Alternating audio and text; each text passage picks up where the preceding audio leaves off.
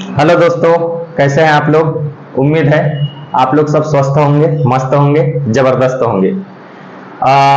चूंकि मेरे ज्यादातर व्यूअर्स जो हैं वो एमपी पुलिस से रिलेटेड जानकारी देखना चाहते हैं, और जैसे मैंने पहले ही आपको कह दिया था कि अभी 3-4 महीने के लिए और फिजिकल को भूल जाओ। ये मैंने बात बोली थी लगभग 1-2 महीने पहले वाले वीडियो में, जब भीषण गर्मी चल रही थी और मामला ऐसा हो गया था कि विधानसभा चुनाव बीच में है, फिर लोकसभा चुनाव भी आया, चुनाव भी खत्म हो गया, और फिर आपने दैनिक भास्कर की कटिंग देखी होगी। ठीक है, मैं आज सबसे बड़ी बात आपको ये बताने वाला हूं कि मध्य प्रदेश के अंदर जो है 46,941 पदों पर बम्पर भर्ती आने वाली है। ठीक है, ये एक रोडमैप तैयार किया गया है। इसी के जरिए जो है यहाँ पर जितनी वैकेंसी आपको नाम और यहाँ पर ये दिख रहा है, ठीक है, नाम और उसके बगल में रिक्त पदों की संख्या, एजुकेशन के हिसाब से, क्वालिफिकेशन के हिसाब से इन पदों पर भर्ती होगी। मैं बात करूं सबसे पहले एमपी पुलिस फिजिकल की। बहुत मैं समझ सकता हूं आप लोगों की परेशानी को, लेकिन क्या करें, मजबूरी है, कुछ नहीं किया जा सकता। ठीक है, काफी समय से हो गया आप लोग फिजिकल कर रहे हैं, और मुझे लगता है कि 50% से ज्यादा बंदों ने तो फिजिकल करना भी अभी बंद कर दिया है। जो बहुत ज्यादा मतलब उनको लगता है कि नहीं मैं तो करूंगा, तो यही करूंगा, तो वही लड़के अभी फिजिकल कर रहे हैं।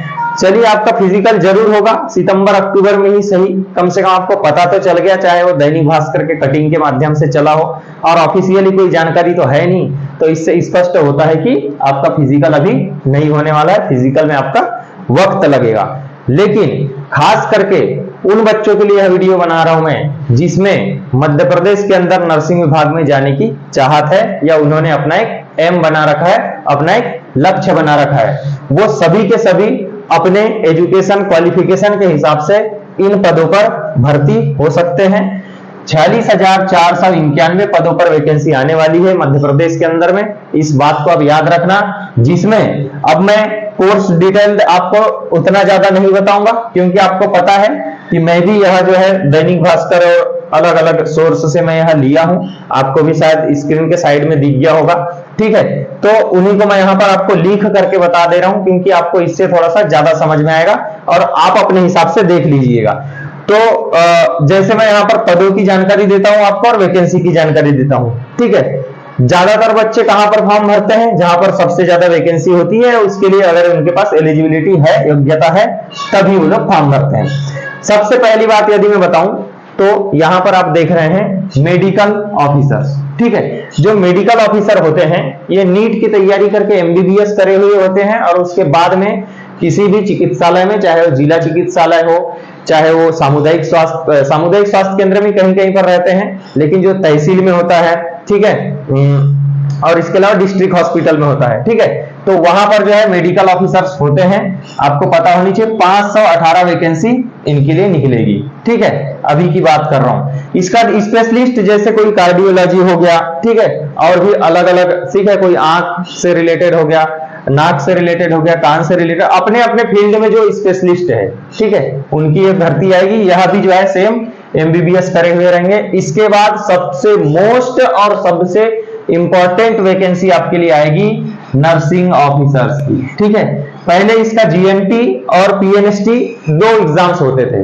लेकिन अब जीएनटी बंद हो चुका है, उसी को साथ में इंक्लूड कर दिया है। एग्जाम होता है कौन सा, पीएनएसटी। कौन सा एग्जाम होता है, पीएनएसटी, जो कि जो प्री नर्सिंग सिलेक्शन टेस्ट होता है, बहुत ही मोस्ट इंपॉर्टेंट। जो 12वीं पास करी हुई बालिकाएं हैं पूरे मध्य प्रदेश में, 12वीं पास करने के बाद इसका फॉर्म भर दीजिए। आप अच्छा खासा नंबर लेकर के आइए। 100 नंबर का पेपर होता है शायद, या 150 नंबर का होने लगा है अब। ठीक है, 30-30 नंबर के 5 सब्जेक्ट आते हैं शायद, या 100 का भी होता होगा। तो इसका अगर आपने एग्जाम निकाल लिया तो डेफिनेटली आप नर्सिंग ऑफिसर बनकर ही रहेंगे, और बढ़िया खासा 2800 रुपये ग्रेड पे है। कितना, 2800 रुपये इसका ग्रेड पे मिल जाता है, और बहुत बढ़िया नौकरी है बालिकाओं के लिए खासकर। ठीक है, इसके बाद नर्सिंग ऑफिसर का हो गया, और इसके बारे में और भी जानकारी चाहिए तो मैं बाद में बता दूंगा। ठीक है, बहुत सटीक जानकारी दे दूंगा। इसका सिलेबस वगैरह सारी चीजें मैंने पहले भी अपने कुछ वीडियो में बता रखा है। इसके बाद हम बात करेंगे लैब टेक्नीशियन की। तो लैब टेक्नीशियन की वैकेंसी आएगी। जिन्होंने लैब टेक्नीशियन का कोर्स कर रखा है वो इसमें फॉर्म भरेंगे, ठीक है। 894 पदों पर इसमें वैकेंसी आएगी। इसके बाद जो फिजियोथेरेपिस्ट होते हैं, ठीक है, यह भी एक प्रकार का विशेष कोर्स होता है, वो किए होंगे तो उसमें फॉर्म भरेंगे, 85 पद है, ठीक है। ओटी यानी ऑपरेशन थिएटर के संबंधित जो टेक्नीशियन भर्ती होते हैं वो है 626, ठीक है। इसके अलावा काउंसलर की वैकेंसी आएगी 51, ठीक है। यह भी स्पेशल से जो है हॉस्पिटल में मेडिकल काउंसलर होते हैं, ठीक है। फिर हॉस्पिटल मैनेजर होता है जो 33 वैकेंसी इनकी आई है। हॉस्पिटल सुपरिटेंडेंट होंगे 45 वैकेंसी आई है। इसके बाद देखना ग्रुप डी, जिसमें क्लर्क वगैरह, ग्रुप क्लर्क नहीं sorry, multi skill group D worker, ठीक है। जो मल्टी स्किल के ग्रुप डी के कर्मचारी होंगे वो इसमें भर्ती होंगे और इसकी संख्या आप देख सकते हैं 16,985 पदों पर इसमें भर्ती निकलेगी, ठीक है, ग्रुप डी की हॉस्पिटल में, ठीक है। तो इसके लिए भी आप फॉर्म भर सकते हैं, ठीक है। अभी देखना इसका जैसे पूर्णतः रूल बुक आएगा ना, उसमें एक एक पॉइंट टू पॉइंट लिखा रहेगा कि किस वैकेंसी के लिए, और यहाँ पर जितनी वैकेंसी का नाम मैं बता रहा हूं, किस किस पोस्ट के लिए कौन कौन सी योग्यता की आपको जरूरत होगी, मतलब उसमें आप क्या पढ़े लिखे हो तभी इसमें फॉर्म भरने के लिए एलिजिबल होंगे। आपकी उम्र क्या होनी चाहिए, ठीक है। इसके अलावा जो भी उसमें आएगा रोल बुक में तो मैं आपको बहुत अच्छे से बताऊंगा, लेकिन आपको यह सतर्क करने के लिए बताया जा रहा है कि अभी आप तैयारी में लग जाइए अगर से आपको इन विभाग में भर्ती लेना है तो। इसके बाद एएनएम का पोस्ट है, ठीक है, 9,366, ठीक है। जो आप जानते होंगे एएनएम जैसे कुछ कार्यक्रम यानी जैसे कुछ भी आपके क्षेत्र में कुछ कार्यक्रम होना तो जो इस फील्ड की लड़कियां जो है ये इस फील्ड में जो भर्ती होती है वो आपको घर घर जाकर के घूम करके उसके बारे में जागरूक करती है, चाहे टीकाकरण हो चाहे जो भी हो, इनका काम मुख्य रूप से वहां पर रहता है, ठीक है। 9,366 वैकेंसी आएगी। इसके अलावा उसी से रिलेटेड एक हेल्थ से रिलेटेड कोई है, इसका फुल फॉर्म मुझे नहीं पता, LHV करके है, 165 वैकेंसी आएगी।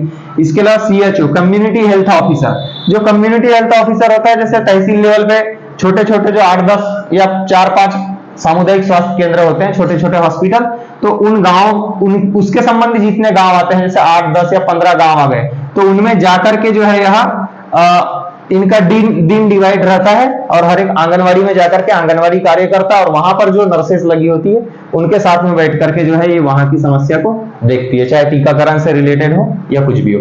इसके अलावा कंप्यूटर ऑपरेटर की वैकेंसी आएगी 336। देखना भाई सबसे ज्यादा भरे जाने वाले फॉर्म मध्य प्रदेश के अंदर, एक तो एएनएम, दूसरा CHO, तीसरा ग्रुप डी और चौथा नर्सिंग ऑफिसर। ये मैं बता दे रहा हूं, खास करके यह वीडियो को जो देख रहा है वो सबसे ज्यादा इन्हीं वैकेंसी पर फोकस करेंगे, ठीक है। Computer operator 336, hospital assistant 114, cold chain and vaccine logistic assistant 1705। इस प्रकार से मध्य प्रदेश के अंदर भर्ती आपको बहुत जल्दी देखने मिलेगी, ठीक है। अब मध्य प्रदेश पुलिस वाले बढ़िया से फिजिकल कर रहे हैं तो ठीक है, नहीं भी कर रहे हैं तो भाई साहब डिमोटिवेट नहीं होना है, काम तो आपको करना पड़ेगा। नौकरी लेना है तो जब इतने साल तक इंतजार की, अब भी थोड़ा इंतजार करना पड़ेगा, और क्या ही कर लोगे, मजबूरी है, करना ही पड़ेगा, ठीक है। तो इसीलिए आप सभी को इन वैकेंसी की तैयारी करना है तो आप कर सकते हैं। इसी के साथ मैं कहना चाहूंगा, यदि आप चैनल में फर्स्ट टाइम विजिट किए हैं तो मेरे चैनल को सब्सक्राइब कर लेना, लाइक करके अपने दोस्तों के साथ में इस वीडियो को शेयर कर देना। धन्यवाद। जय हिंद, जय भारत।